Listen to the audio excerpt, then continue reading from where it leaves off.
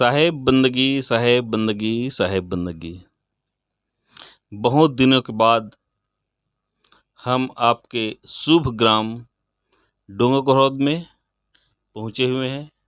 आप लोगों के दर्शन पा करके हम कृतार्थ हो गए और आशा रखते हैं कि आप लोग मेरे प्रश्नों का, मेरे जिज्ञासा का अवश्य समाधान करेंगे। इस उद्देश्य से मैं आपके यहाँ आया हूँ। सबसे पहले आप अपना परिचय बताइएगा। मेरा नाम गोविंद राम पटेल, ग्राम डोंगा कोहरौद, तहसील पामगढ़, जिला जांजगीर चांपा का रहने वाला हूँ। धन्यवाद धन्यवाद। अच्छा, आपसे मैं यह जानना चाह रहा हूँ कि आप इस पारक सिद्धांत में कब से जुड़े हुए हैं? मैं इस पारक सिद्धांत में कब से जुड़ा हूँ, इसमें जुड़े हुए मुझे कम से कम लगभग 20-25 साल हो गए जुड़े हुए।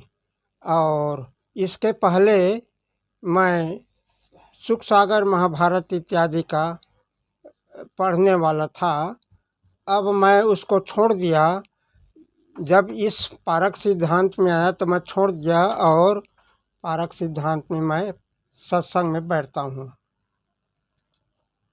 आप शुरू में यहाँ सत्संग में जुड़े या कार्यक्रम करवाए तो कौन कौन से थे? अच्छा, जब मैं कबीर पारक सिद्धांत में आने का प्रयास किया तब मैं तो पहले अकेला था। इसके बाद में मैं और एक साथी के साथ में शाम के टाइम में भाठा डहर घूमने जाते थे। उस वक्त एक नहर का सर्वेयर साहब आया हुआ था और वह एक पुस्तक का पाठ कर रहा था, अध्ययन कर रहा था। जब उसके अध्ययन को सुने तब मैं और मेरे साथी उनको सुनने के लिए उनके कैंप के पास में पहुँचे। जब उनके पाठ समाप्त हुआ तब हम पूछे कि यह पुस्तक क्या पुस्तक है। तब उसने बताया कि इसका नाम है बीजक। हमने पूछा कि बीजक कहाँ से प्राप्त हुआ। उसने बताया कि ये बुरहानपुर से प्राप्त हुआ है। जब इसको हम सुने तब वो सर्वेयर साहब से कहे कि इसका परिचय, इस पुस्तक को हम लोग भी मंगाना चाहते हैं, इसका पत्र या परिचय दे दीजिए तब हम लोग भी मंगा लेंगे। तो साहब जी बड़े खुशी के साथ हमें पत्र दिए, परिचय दिए पुस्तक मंगाने के लिए। और हम जब पोस्ट ऑफिस के द्वारा उसको मंगा लिए, आ गए, मिल गए, तब हमारे और दो एक साथी डोंगा कोहरौद वाले जाने कि ये पुस्तक मंगाया है। तब सुन करके पुस्तक को देखने के लिए, दर्शन करने के लिए मेरे पास आने लगे और आ कर के उनको देखे, सुने, पढ़े। उसके बाद में हम 4-5 आदमी कम से कम हो गए। देखे, सुने, पढ़े, उसमें मन लग गया और प्रेम भी लग गया। इसलिए और दूसरा पुस्तक जो महाभारत सुख सागर था वो सब छूट गया और मैं इसी में तल्लीन हो गया।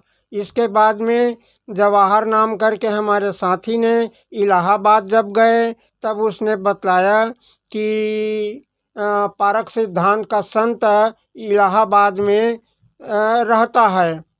जब हम सुने तब हमें भी जिज्ञासा हुई और उनके दर्शन के लिए इलाहाबाद वार्षिक अधिवेशन में हम लोग भी पहुंच गए और जा कर के सुने, समझे।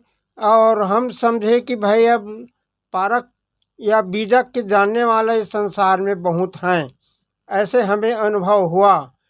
तब फिर साल गए और साहब जी से निवेदन किए, गांव से हमारे समितियों से सलाह लिए और उन लोगों की इच्छा से साहब को लाने के लिए, हमारे ग्राम डोंगा कोहरौद में लाने के लिए उनको प्रेरणा मिली और दूसरा साल हम लोग फिर इलाहाबाद गए और साहब से निवेदन किए कि साहब जी हमारे ग्राम डोंगा कोहरौद में चलिए और चल करके हम लोगों को भी पारक सिद्धांत का ज्ञान दीजिए।